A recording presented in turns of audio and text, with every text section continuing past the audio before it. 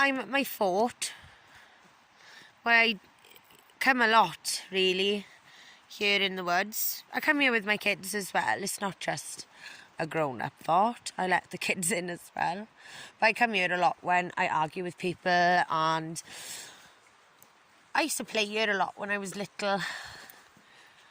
This was my stomping ground, and in the summer my fort goes all lush and green, and we've got loads of fallen trees that have made a wall to offer some privacy.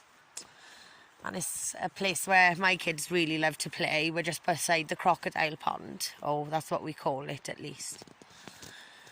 We were asked to come to somewhere where we've been before, and that we possibly like going to, and think about our past. I think a lot about the past. I think about it probably more than most people do. I spend a lot of time looking back. Probably more time looking back than what is good for me, if I'm honest.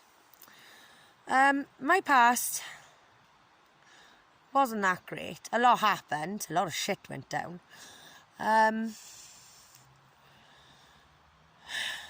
Made me feel really sad. I struggle still to cope with my childhood. I carry around a lot of trauma from that. A lot of people wouldn't have been as hurt and damaged by their parents' divorce as I was, which I appreciate. It affected me a lot more than it affected a lot of people who I know.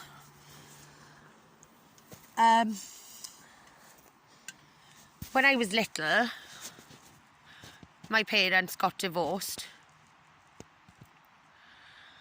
My mum had been having an affair with a guy who she had gotten to know through work. When the recession hit, my father owned his own private mine. He's a coal miner, like a lot of people around here. It's like coal mining is in our blood. Even I've been down the mine. When I was about 5 or 6, my dad would take me down the mine on the weekends, and we used to help fill up the drams and send them to the surface. But his mine was in a lot of trouble, and so my mum had taken on a job from a good place, wanting to help my dad pay the mortgage, because my mum and dad had not only their own home to pay the mortgage on, but they'd bought a house for my grandparents, because my grandparents had sold their home to give my parents a deposit to buy the chapel that we live in right now. My mum fell in love with someone else, and they split up. It was a really messy divorce. My father threw us all out of his home. He very soon met another woman, and she very soon fell pregnant, more or less straight away. We were happy. Me and my sister were really excited, as all little girls would be excited to have a new sibling. But when my brothers were born, things changed. My dad became even more inconsistent, and when he'd lived with us, he was often bad-tempered, and he would often leave us waiting on the doorstep all night for hours in the cold. Even we wouldn't come in. We believed our dad wasn't going to let us down and upset us again. We thought he was a hero. It turned out he wasn't. I still have a very difficult relationship with my father, because I feel like there's just too much water under the bridge for me to ever respect him. And while I understand that I've been a less than perfect parent to my own 3 kids, when I'll be honest, I wasn't ready. I was naive and young and in love and stupid. It wasn't until I had my 3rd child that I actually understood what being a parent meant, and the sacrifices that being a parent entails.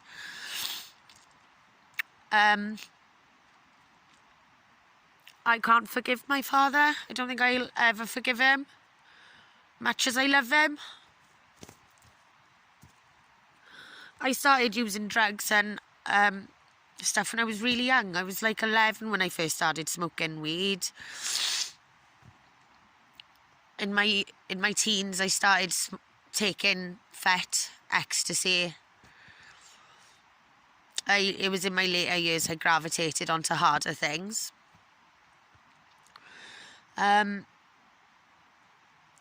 My father and my relationship sort of set the bar really low for what I would accept from men in my grown-up adult romantic relationships.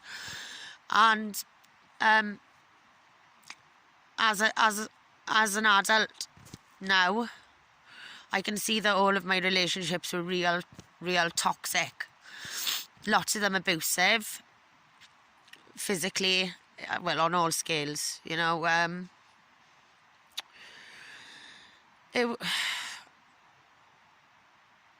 I've been through a lot of hard stuff, and a lot of it was my own fault because I made poor decisions.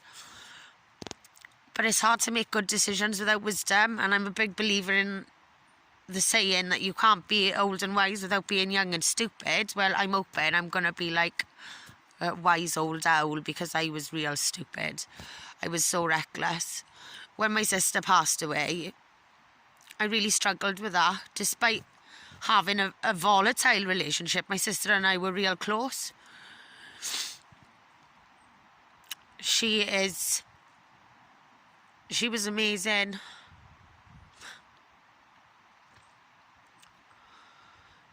But she taught me a lot. I learned a lot from her death.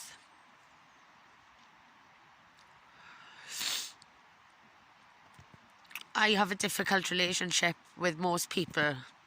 My mum thinks it's because of my borderline personality disorder, but I see things very differently to other people. I'm not saying I see things any better than they do, but differently is how I would describe it. I do carry around a lot from the past. I've done a lot of work to try and stop it from ruining my future. For me, the past is a really uncomfortable place. I'm really haunted by it and the things that I can't change. But for me, it's like when I went to rehab nearly 3 years ago now. Rehab was a really big turning point for me. It was hell on earth. But I definitely needed to go, and it helped me make a change. It helped me learn to live with myself and learn to live with other people, because I'll be real honest, I did not enjoy living in a group setting, in a very controlled environment. I really struggled with that. Struggled being followed round while I did my little luxury shopping on a Saturday. It was the only outing we were allowed in rehab, and we were watched like little children. Breathalyzed on returning to Brynawel, the residential rehab what I attended. I got a lot from the experience, even though I didn't particularly enjoy it. Although there have been lots of hurtful, hard things to handle in my past, I'm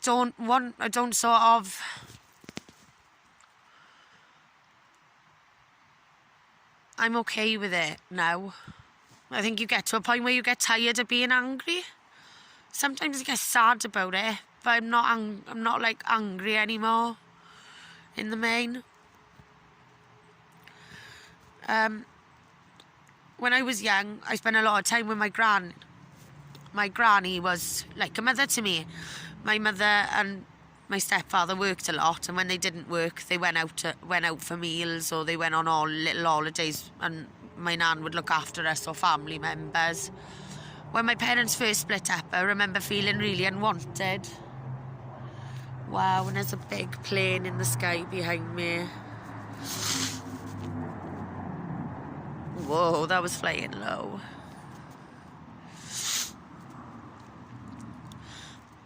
But I can remember things like my parents quarrelling because they didn't want to have us with each other, my mum and my dad, after they'd both met other people. They started moving on with their lives and it didn't feel like we really factored into that. My mum has been a massive supporter of me, but I don't think she accepts that she has affected me and affected how I cope with things. I love her very much, but it is also a very difficult relationship, and on times I really dislike her for all that love. But I suppose, like, I don't want to be my friends' kids, I want to be their mum. I don't want to be my kids' friends, I want to be their mother. And that means that you can't always tell them what they want to hear and support every bad decision they make like you would a friend. But saying what you think. And my kids are amazing. They have been such a motivation for me to sort my head out, and if it wasn't for my children, I would never be where I am today. And my sister as well, even though she's not here, she still inspires me and motivates me to be better, be the best me I can be. She had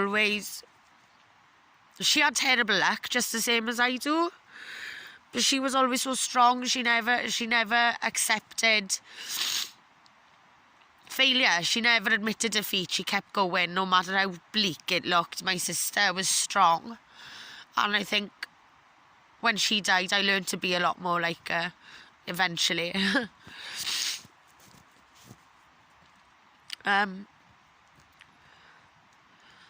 Music is a big part of me.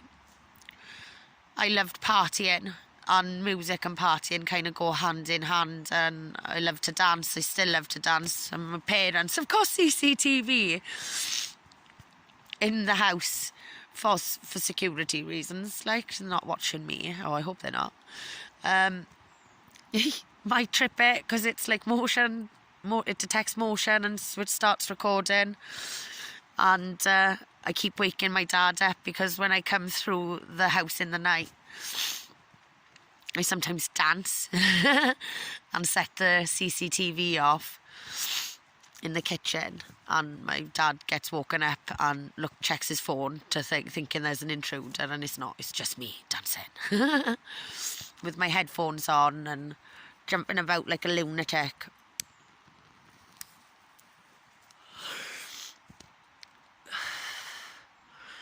But like that, there was a lot of good stuff in the past as well. I have been very lucky, and even when I was estranged from my family, other people loved me and looked after me when I couldn't love myself or look after myself. So I've always been real fortunate in that. For all my bad luck, I've got some good luck too. I like to think of myself as equally cursed and blessed.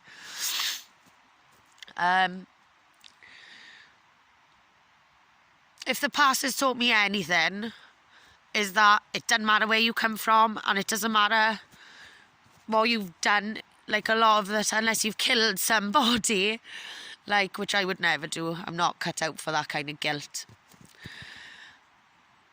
There's nothing you can't come back from if you want to, and there is nothing that you can't overcome. And you've got to find your happiness where you've got to accept where your happiness comes from and not try and fight who you are. Because I spent a lot of time trying to be someone else and trying to be different, and maybe being me was my strength all along and I just didn't know. My past has made me who I am today, and I'm okay with who I am today. So even if some of it's ugly, I think you have to look at it all. I've never been perfect, and I never will be. I don't want that kind of pressure or expectation of me.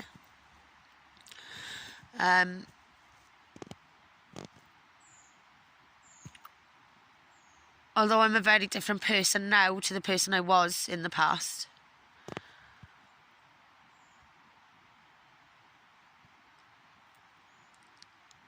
I think that I have improved, and I've held on to the important parts of myself that were worth preserving. And sort of like the time management with an art project, you have to be realistic and set goals for yourself that you can actually achieve. I am nowhere near where I want to be in life. You know, I'm nearly like middle-aged and I live with my parents and share a bedroom with my daughter. But this time last year I was homeless and I had nowhere to call my own. I didn't have any real say. I still don't have a lot of say in how things go down in my house, but I have a lot of say within my own life now. In fact, I have complete control, whereas before I didn't. I used to let other people make decisions for me. I used to let people manipulate me. I used to let people exploit me and control me. But now I'm sober and I'm clean and I've got my voice and no one can make me be quiet. My past will always be in the back of my mind.